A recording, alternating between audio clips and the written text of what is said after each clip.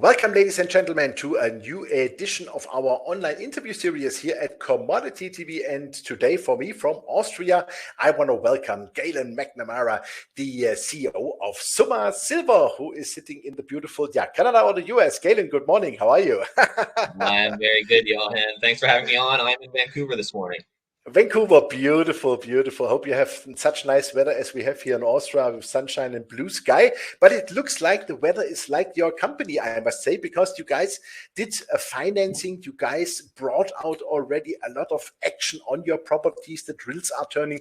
You hit already fantastic rates. So I think it's time for an update. And you brought also some slides with you, which I want to bring up here. And yeah, let's have a look, Galen. The floor is yours. New capital structure. Okay, Johan. Well, I think you hit the nail on the head when you said, hey, you know, the news for your company is like the weather here in Austria. And my impression is, and my attitude is, it's all blue skies from here. So just a brief update on where we're at. The first thing to discuss is the fact that we just finished raising $11.5 million. So we've now got about $13.5 million in working cap, and we're locked and loaded and ready to go for a very big year in 2022 with a lot of drilling. The thing I just like to highlight on the last financing was that both Eric Sprott and First Majestic Silver participated, and First Majestic has come in. That's their first investment into our company. So it's both their involvement and Mr. Sprott's involvement are, for me, you know, for us, a very good. They gave us a lot of confidence to continue to be aggressive with the drill bit, and that's what we're going to continue to do. Definitely. One question, the warrants between $1 and $1.75, what is the maturity of them? Because that would give you also additional, let's say, good $20 million. That's right. It's in that neighborhood for sure. So those start to come to maturity this summer, I believe in August. And then over the next 2 years, the maturities continue. Fantastic. So that looks like 20 million inflow for the next 2 years. That helps a lot, I would say. Yeah, it does. It definitely helps a lot. And now it's, you know, it's on us, and it's our mission to prove to the warrant holders that, you know, we're continue to be worth investing in and to exercise their warrants. So that's why we've got a lot to come in terms of drill results. Yes. I'm also one of them. And I will exercise for sure. Exactly. And so am I. Super. If you like, you can press the next button. Then there we go. Okay, yeah. I just did it for you. No problem. Great. Okay, so the next thing to discuss is our most recent drill results. Our first set of results from the Mogollon property in New Mexico were very recently released, where we put out the first 4 holes. And this is only the first 4 holes on one target, where we need to drill something like 50 holes, we think, to get a good spacing for our first resource. But of course, the first 4 holes were very strong. The highlight being MOG22-04 that intersected 450 grams per ton silver equivalent over 11.6 meters, and that one's just down here, just below the historic Consolidated extension mine. But of course, that's not the only hole that hit. You know, we've got strong results from the other 3 holes as well. When we look at the GTs, the grade thicknesses, and that's when you multiply the grade times the width of something intersected in a drill hole, you know, commonly over 5,000 here, 4,000 in hole 2, 6,000 plus in hole 1. And then in hole 3, it's 2,700, and that's still very strong, but it's only lower than the other 3 because that hole, when we were drilling it, it deviated and it shot off into a direction that we weren't expecting it to. And it intersected some historic mine workings. And usually we're able to cross those with the drill hole and bridge them. This time we weren't, so we had to shut the hole down. But nonetheless, it's still, you know, it was terminated mineralization and still hit some pretty good mineralization. So that leads to the whole possibility that, hey, maybe where the rest of where they mine that, and you can see it here where we've labeled the consolidated stopes, you know, maybe there's potential in there as well, whereas originally we were planning on just ignoring that area.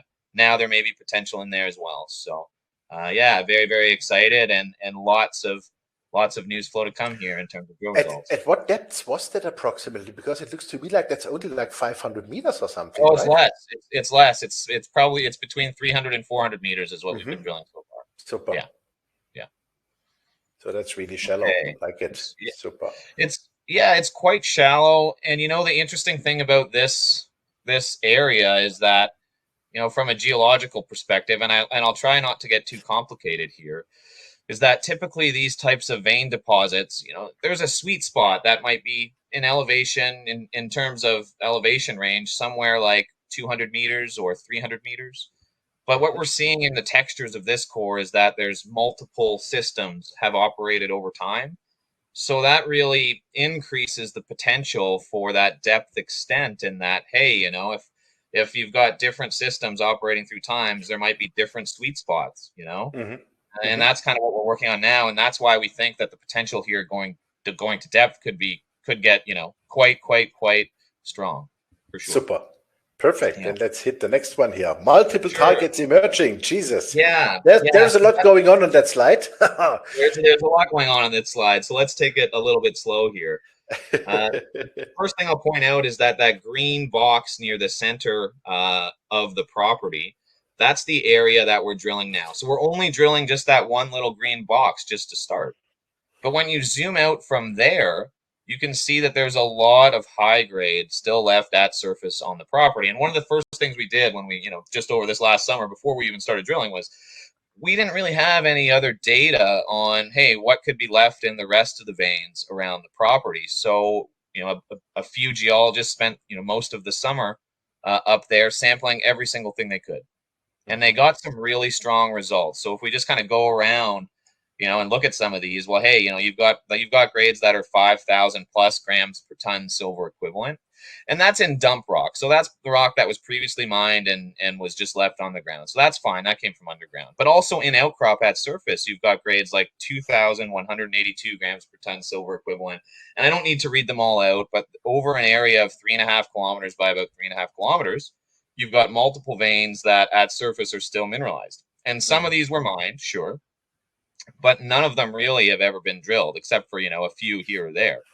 So the thing that to point out is that, hey, we're drilling just that little green box right now, but if you zoom out, you can see the potential is much, much, much larger. Okay, moving on here. Okay, so that's one property, but of course, what most people will be more familiar with is our Hughes property in Nevada, because this is the one that we've been drilling now for almost 2 years, about a year and a half. And really, this was our initial focus. But what we think now is that we've got two really strong U.S. silver assets that would be a company maker, or at least support, individual companies on their own. So we've got two shots at, going after that Vizsla or Silvercrest style success. So of course, this property, is just as important as the New Mexico property in that, hey, we've got some very strong results here.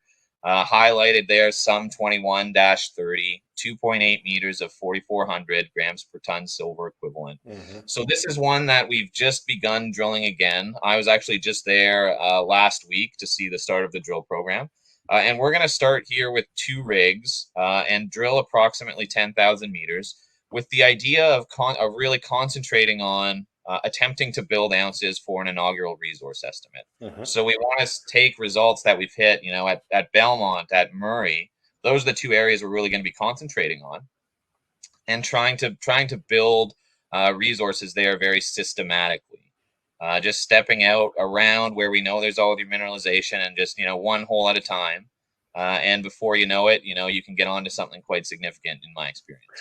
Do you think you can already bring a resource out with that drilling you are now doing? Yeah, that's exactly the idea. We're pushing towards that goal on both of these properties sometime towards the end of the year, in the late part of this year. That's our goal right now. Super. Yeah. Okay, so that's what we're kind of doing for the drilling. But the other thing I like to concentrate on here is the blue sky potential of this property, and it's quite significant.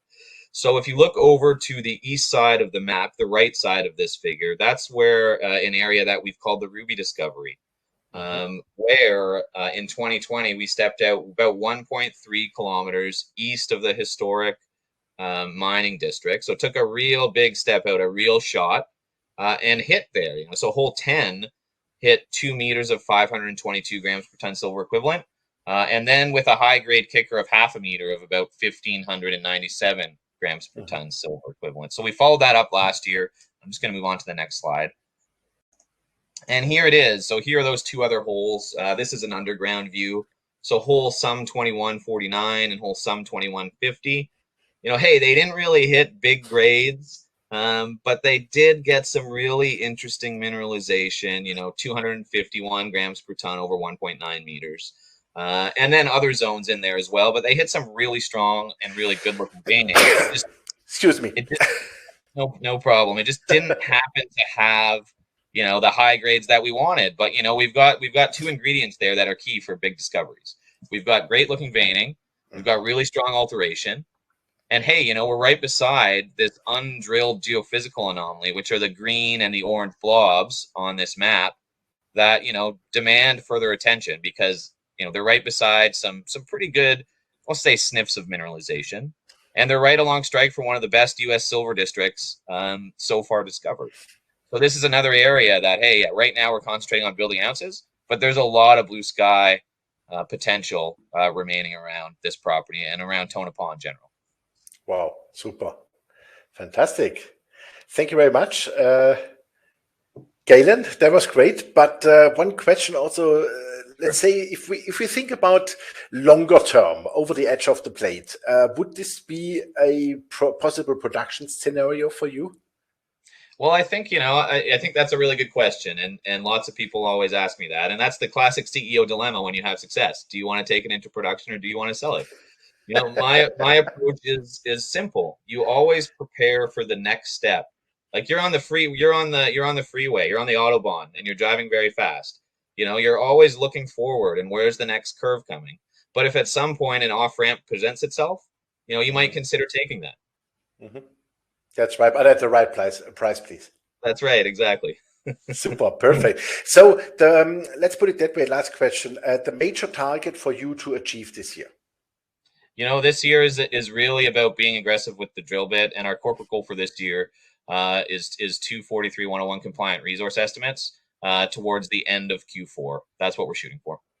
Super. That sounds like a fantastic game plan. I have the feeling that we talk more often this year as your drills are turning, and we look really forward to fantastic drill results. As I said, I'm a shareholder of the company, of course, and really happy the share price re-advanced so far the last weeks. That is great, but I think this is only a starting ramp, and the $2.50 the analysts have as a price target. Honestly, that's also our price target. It's approximately as the first one, $2.50 to $3 for your stock, but when you have this ongoing success, honestly, we see also higher prices. That is for sure. Last word from your side to the silver market. How do you see it? You know what? Like, I don't think I need to tell anyone, that any of your viewers, all the things that are going on with inflation and the instability that's happening now in Eastern Europe. Really, I mean, this could be a once in a generation setup for both silver and gold, for better or for worse. Definitely. Super. Galen, thank you very much for the update. Highly appreciate it. Looks great, your company. Please keep continuing your great job with your team. Thank you very much. Thank you very much, Johan. It's always great to join you. Thank you. Yeah, ladies and gentlemen, that was Galen McNamara, the CEO of Summa Silver, and you heard it. The company is fully on track, fully cashed up. Great shareholders like First Majestic, Ericsson, a lot of institutionals. Also, the management and the insiders are holding a big chunk in the company. Now they have over $13.5 million in the bank. The drills are turning, and we expect a lot of good results. So far, this looks fantastic. Hopefully, by the end of the year, a first resource or maybe two resource estimates. That would be also fantastic. And we are also bullish for silver, but we are also bullish for Summa Silver. So check out the company. Thanks for watching us, and bye-bye from Austria today.